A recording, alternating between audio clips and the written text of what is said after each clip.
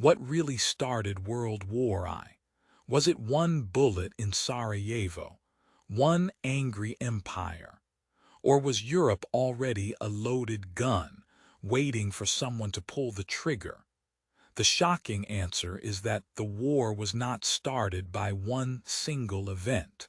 It was started by a chain of fear, pride, bad decisions, and alliances that turned a regional crisis into a global catastrophe. And that is what makes this story so important. World War I did not just change borders. It changed the modern world.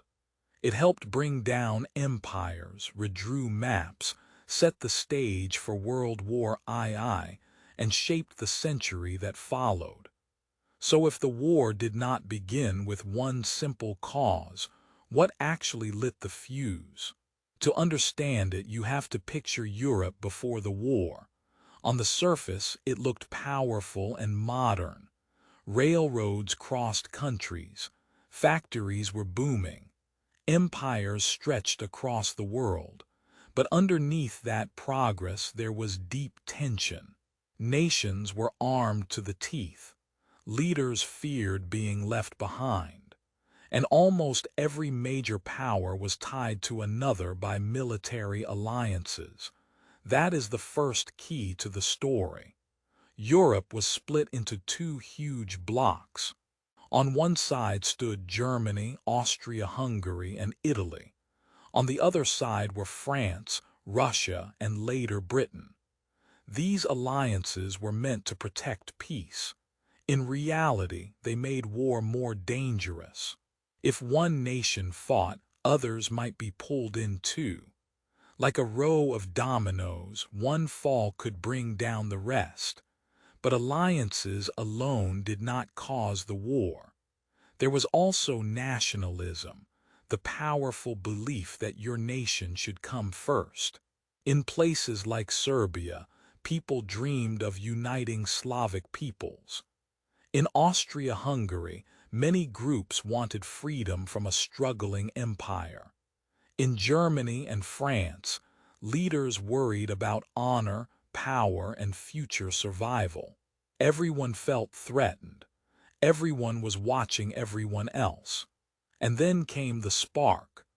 On June 28, 1914, Archduke Franz Ferdinand, heir to the throne of Austria-Hungary, visited Sarajevo.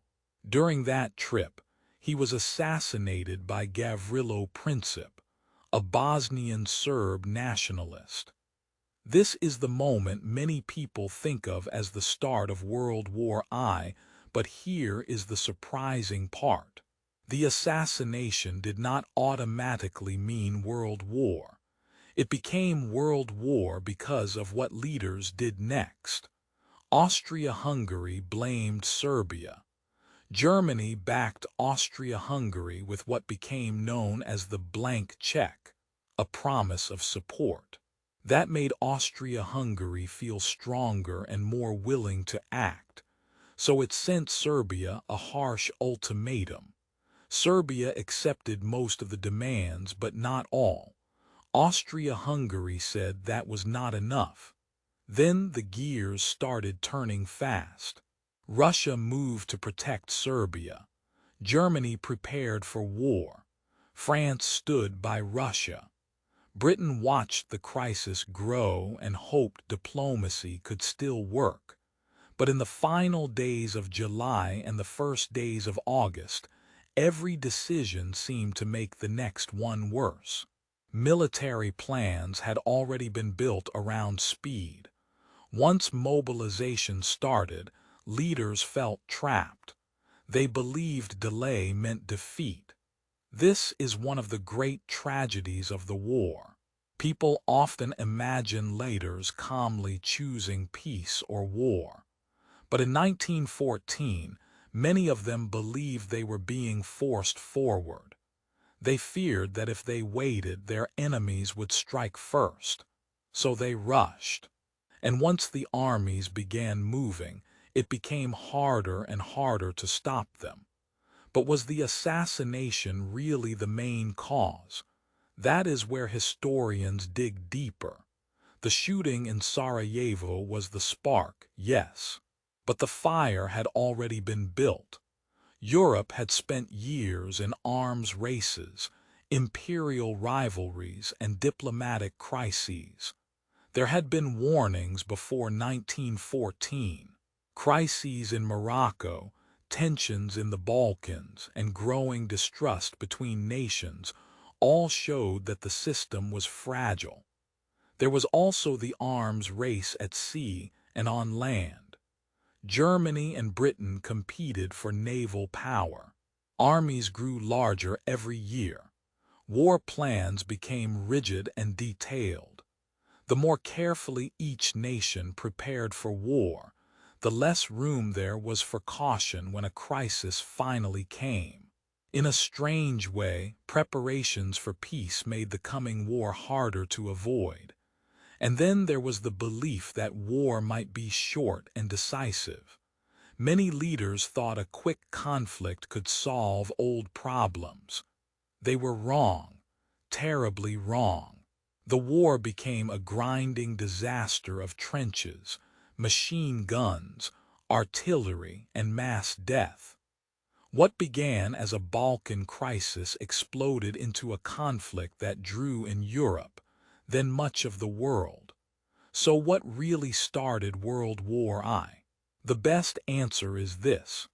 The assassination of Archduke Franz Ferdinand started the immediate crisis, but the real cause was a broken system of alliances, fear, militarism, nationalism, and bad judgment. The murder was the match. Europe was the dry forest. That is the biggest revelation. World War I was not unavoidable, but it had become frighteningly easy to trigger. One assassination could have remained a local tragedy.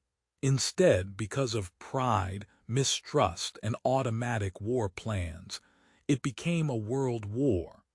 And maybe that is why this story still matters.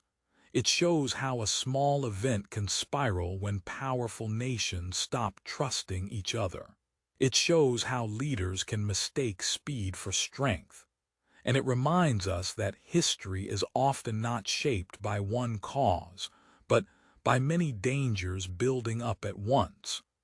So when people ask what really started World War I, the honest answer is more complicated than a single bullet. It was the bullet, yes, but it was also the fear behind the bullet, the system around it, and the terrible choices made after it. And once those choices were made, the world would never be the same again.